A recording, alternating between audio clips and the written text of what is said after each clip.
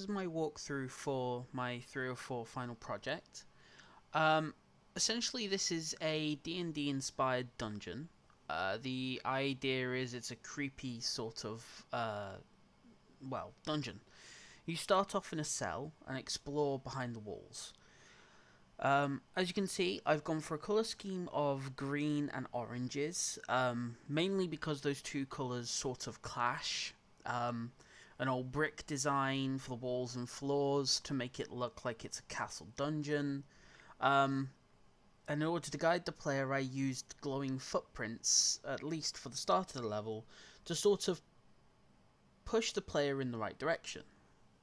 As well as using, as you can see, environmental blockers like locked doors. Um, I also added in widgets in order to give the player a little bit of guidance for parts and places where they may feel a bit stuck. And also for a little bit of levity. Um, as you can see, we're going to go up the stairs into this room. This is a sword. Now, originally I planned to have an attacking animation, but it didn't work. And as you'd come through here, you'd find this moving AI rat. The idea being you'd use the attack animation to kill the rat in order for the rat to drop things. Basically like Dungeons and Dragons or an adventure type game. However, it didn't work because I wasn't able to actually do the animations correctly. And without the animations, I couldn't do the programming. Without programming, I couldn't kill the rats. So I had to move past it, unfortunately. I did also set up a key and door system, and not just a key and door system, but also a unique key and door system. For instance, the orange key you saw before only opens the orange door. The blue key that I've just picked up only opens the blue door, as we'll go through here. And here's the end of the player's guidance. It comes to this big room. Basically, the idea for this was a sort of like death pit. So at the bottom it'd be a mound of corpses, but I don't have the art skills for that. Anything artistically or coding wise is designed, for somebody else to take it and do the full on work. I'm just doing basic because my focus is more on the level design itself. As you can see, the broken bridge that just collapsed is there to once again cut the player off from retreating. As you can see, the box on the wall that is a lever box, but it's broken, forcing the player to go forward. Whilst also, of course, avoiding the deathly rats. They don't have any way of killing the player quite yet, but once again, hopefully a coder would be able to input the right kind of code. Oh yeah, and this collapsing to stop the player from getting through.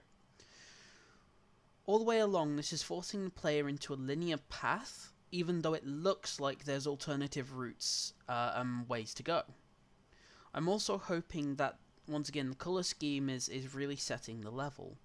Especially as you'll see in a second, this strange glowing green liquid. I basically just took a water material and changed it to green and made it glow. As you see, the players just picked up a very useful item. It was glowing a turquoise colour, and so the colour coordination would link it to the blue glowing box from beforehand.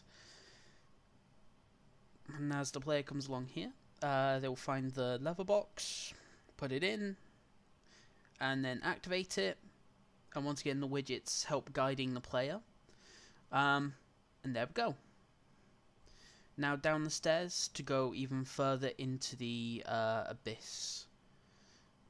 As the player goes down, I'm hoping that it builds a bit of tension and fear. It seems like you're going further on. Once again, here would be a pile of corpses, but I wasn't able to do that. And then the piece de resistance is, I believe, the cave. I worked quite a while on this cave. I wanted to make sure it was perfect. It's supposed to be the setting scene. That would be the boss rat in the middle of the cave, as well as hopefully environmental storytelling with that strange piping leading to the vats upstairs. Over here, I did originally plan for this entranceway to have a chain door that can only be gotten through once the boss is dead. But without the programming of killing the boss, I wasn't able to proceed. Finally, you pick up a key, and this is the harvesting machine for pumping out the strange green goo. As you slowly but surely ascend from the depths, you get to the old castle again, back to some form of structure and reality. Through the final door, and then finally, congratulations. Now, for pre-production, I found pre-production to be somewhat the easiest. I started off with a basis in Dungeons & Dragons, with inspiration from things like Dark Souls, Legend of Zelda. These were my reference materials. I also picked a theme that would fit in sort of a horror but not horror. Not to scare the player, but to hopefully build a bit of tension in the player. I initially chose level design because I feel like it's the one that I feel most accompanied with. As I've said before, I've done Dungeons & Dragons maps, so I already had a natural inclination to building maps and levels. So it wasn't too hard to just branch out a little bit. I also found that I somewhat gravitate more towards setting the scene. I like to envision what the player would go through, and I would like to hopefully have that vision become a reality. That would require level design. You don't get that really from coding or art. It's mostly from the design of the level from start to finish, the build up, the environmental hazards, and all the sort of things that come in between.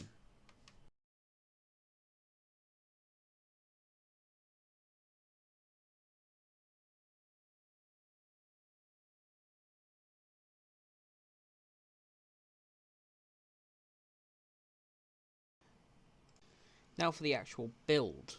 I did start off with a modular design, which was inspired by our tutor Drew.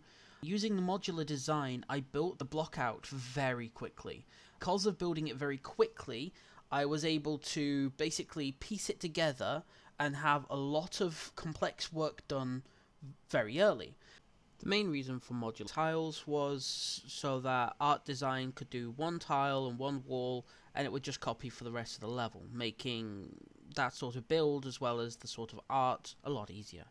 However, it also led to a lot of processing issues which I had to address a bit later on. This was remedied by simply making a larger tile set that I replaced all the smaller ones with. Now, moving on to the production cycle.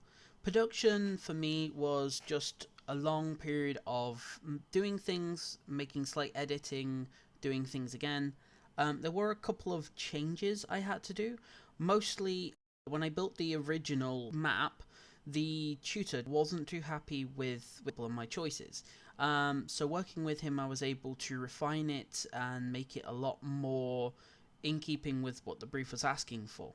It didn't take too much effort, particularly adding in more various terrains, as well as cutting off an alternative path that I made to make it a lot more linear.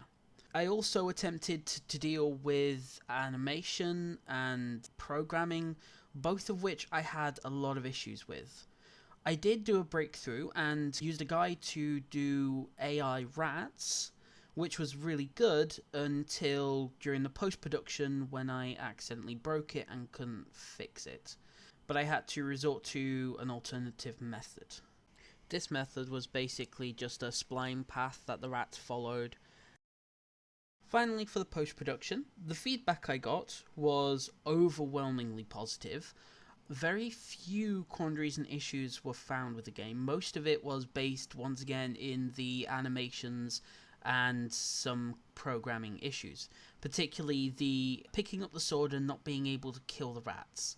Both of the feedback cycles I went through had the same sort of issues. Everything else seemed incredibly good. The other thing I had a little bit of issue with in terms of the feedback was a lack of, or very little in the terms of pushing the narrative forward. I had to essentially add in widgets as a form of guidance, as I displayed in my demonstration. Mainly it was a case of some players weren't quite sure where to go, or would linger in rooms, or would get lost, because they doubled back on themselves when I needed a way of guiding them forwards, and I realised that the footprints on the floor weren't exactly the most leading as I thought they would be initially. However, I worked on the widgets and added in a bit of set dressing with megascans. Altogether, I really enjoyed the project.